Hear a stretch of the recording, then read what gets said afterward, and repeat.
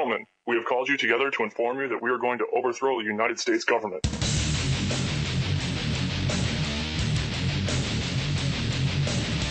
You still think that jet fuel brought down the World Trade Center?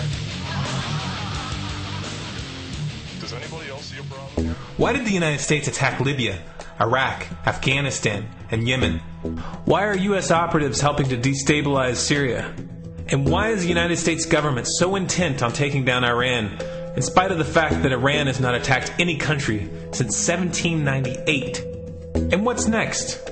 What are we headed for? When you look at the current trajectory that we're on, it doesn't make any sense at all if you evaluate it based on what we're taught in school. And it doesn't make any sense if you base your worldview on the propaganda that the mainstream media tries to pass off as news. But it makes perfect sense once you know the real motives of the powers that be. In order to understand those motives, we first have to take a look at history. In 1945, the Bretton Woods Agreement established the dollar as the world reserve currency, which meant that international commodities were priced in dollars.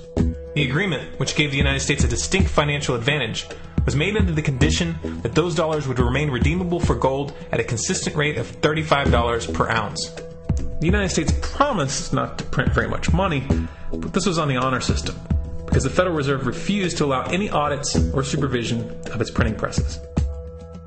In the years leading up to 1970, expenditures in the Vietnam War made it clear to many countries that the U.S. was printing far more money than it had in gold. And in response, they began to ask for their gold back. This, of course, set off a rapid decline in the value of the dollar. The situation climaxed in 1971 when France attempted to withdraw its gold and Nixon refused. On August 15th, he made the following announcement. I have directed the Secretary of the Treasury to take the action necessary to defend the dollar against the speculators.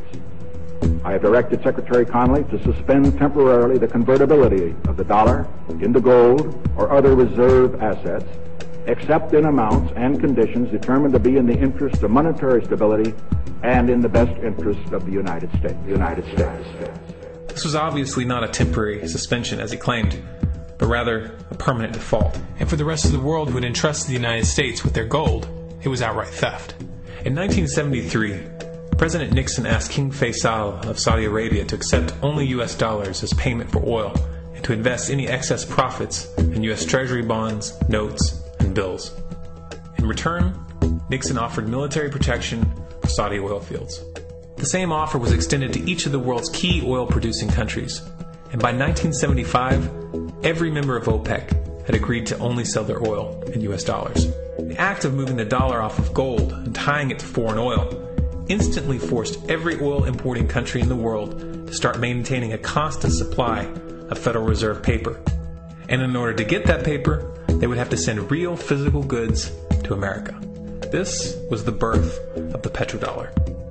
Paper went out, everything America needed came in, and the United States got very, very rich as a result. It was the largest financial con in recorded history.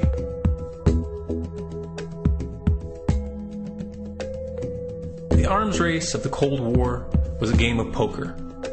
Military expenditures were the chips, and the U.S. had an endless supply of chips. With the petrodollar under its belt, it was able to raise the stakes higher and higher, outspending every other country on the planet, until eventually U.S. military expenditures surpassed that of all other nations in the world combined. The Soviet Union never had a chance. The collapse of the communist bloc in 1991 removed the last counterbalance to American military might. The United States was now an undisputed superpower with no rival. Many hoped that this would mark the beginning of a new era of peace and stability. Unfortunately, there were those in high places who had other ideas. Within that same year, the U.S. invaded Iraq in the First Gulf War. And after crushing the Iraqi military and destroying their infrastructure, including water purification plants and hospitals, crippling sanctions were imposed which prevented that infrastructure from being rebuilt. These sanctions, which were initiated by Bush Sr. and sustained throughout the entire Clinton administration, lasted for over a decade and were estimated to have killed over 500,000 children. The Clinton administration was fully aware of these figures. We have heard that 500,000 children have died. I mean, that's more children than died in Hiroshima. And is the price worth it? I think this is a very hard choice, but we think the price is worth it. Miss Albright, what exactly was it that was worth killing 500,000 kids for? In November of 2000, Iraq began selling its oil exclusively in euros. This was a direct attack on the dollar and on U.S. financial dominance, and it wasn't going to be tolerated. In response, the U.S. government, with the assistance of the mainstream media, began to build up a massive propaganda campaign claiming that Iraq had weapons of mass destruction and was planning to use them. In 2003, the U.S. invaded, and once they had control of the country, oil sales were immediately switched back to dollars.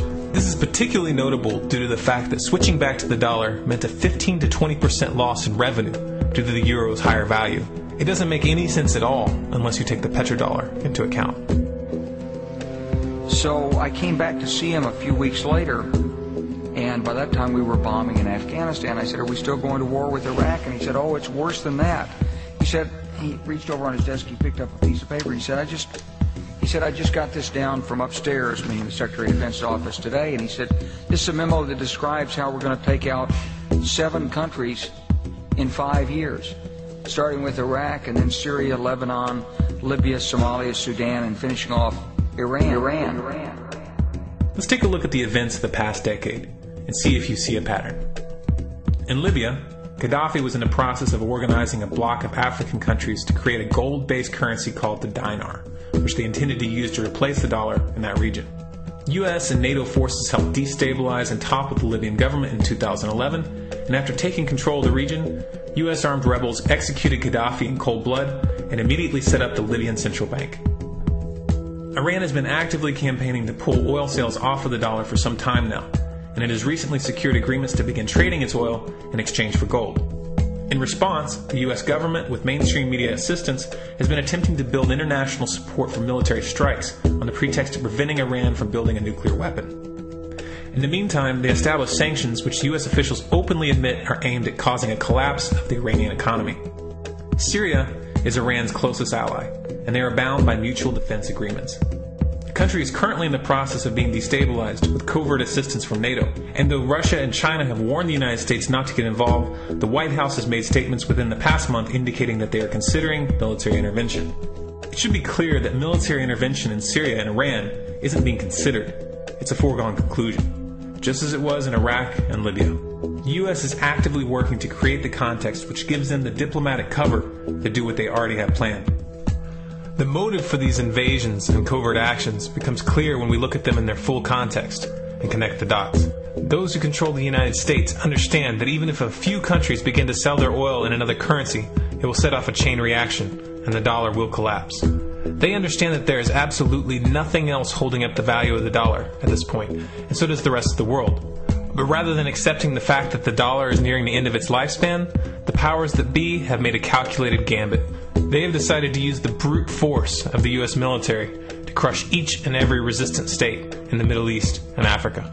That in itself would be bad enough, but what you need to understand is that this is not going to end with Iran. China and Russia have stated publicly and on no uncertain terms that they will not tolerate an attack on Iran or Syria. Iran is one of their key allies, one of the last independent oil producers in the region, and they understand that if Iran falls, then they will have no way to escape the dollar without going to war. And yet the United States is pushing forward in spite of the warnings. What we are witnessing here is a trajectory that leads straight to the unthinkable. It's a trajectory that was mapped out years ago in full awareness of the human consequences. But who was it that put us on this course? What kind of psychopath is willing to intentionally set off a global conflict that will lead to millions of deaths just to protect the value of a paper currency? It obviously isn't the president. The decision to invade Libya, Syria, and Iran was made long before Obama had risen to the national spotlight. And yet, he's carrying out his duty just like the puppets that preceded him. So who is it that pulls the strings? Often the best answer to questions like this are found by asking another question. Qui bono? Who benefits? Obviously, those who have the power to print the dollar out of thin air have the most to lose if the dollar were to fall. And since 1913, that power has been held by the Federal Reserve. The Federal Reserve is a private entity owned by a conglomerate of the most powerful banks in the world. And the men who control those banks are the ones who pull the strings. To them, This is just a game. Your life and the lives of those you love are just pawns on their chessboard. And like a spoiled 4-year-old who tips the board onto the floor when they start to lose, the powers that be are willing to start World War III to keep control of the global financial system. Remember that when these wars extend and accelerate. Remember that when your son or your neighbor's son comes back home in a flag-draped coffin. Remember that when they point the finger at the new boogeyman. Because the madmen who are running this show will take this as far as you allow them to. So how much time do we have left? It's a question I hear constantly, but it's the wrong question. Asking how much time we have left is a passive posture. It's the attitude of a prisoner who's waiting to be taken out to a ditch and shot in the back of the head. What are our chances? Can we change course? Also the wrong question. The odds don't matter anymore. If you understand what we're facing, then you have a moral responsibility to do everything in your power to alter the course that we're on, regardless of the odds. It's only when you stop basing your involvement on the chances of success that success actually becomes possible. To strip the ill-begotten power from the financial elites and to bring these criminal cartels to justice will require nothing less than a revolution. The government is not going to save us. The government is completely infiltrated and corrupt to the core. Looking to them for a solution at this point is utterly naive. There are 3 stages of revolution, and they are sequential. Stage 1 is already underway. Stage 1 is the ideological resistance. In this stage, we have to actively work to wake up as many people as possible about what is happening and the direction we're headed. All revolutions originate from a shift in the mindset of the population, and no other meaningful resistance is possible without it. Success in this stage of the game can be measured by the contagion of ideas. When an idea reaches critical mass, it begins to spread on its own and seeps into all levels of society. In order to achieve that contagion, we need more people in this fight. We need more people speaking out, making videos, writing articles, getting this information onto the national and international stage. And we especially need to reach the police and the military. Stage 2 is civil disobedience, also known as nonviolent resistance. In this stage, you put your money where your mouth is, or more accurately, you withhold your money and your obedience from the government, and you do everything in your power to bring the gears of the state to a halt. Practiced in mass, this method alone is often enough to bring a regime to its knees. However, if you fail at this stage, stage 3 is inevitable. Stage 3 is direct physical resistance. Direct physical resistance is the last resort, and it should be avoided and delayed as long as possible. And it should only be invoked after all other options have been thoroughly exhausted. There are those who talk tough and claim that they will resist when the time comes. But what those people fail to realize is that if you are inactive during the first 2 stages and save your efforts for the last resistance, then you will fail. When the Nazis were moving door to door, dragging people out of their homes in Germany, that was the time to fight back physically. But due to the lack of ideological resistance and civil disobedience leading up to that moment, even an armed uprising would have likely failed at that point. An armed uprising can only succeed if the people have established an attitude of active resistance. And active resistance is only possible after their minds have broken free from the mainstream propaganda. If you want to fight back, it's now or never. You're not going to get another chance, and the stakes are far higher than they were in Nazi Germany.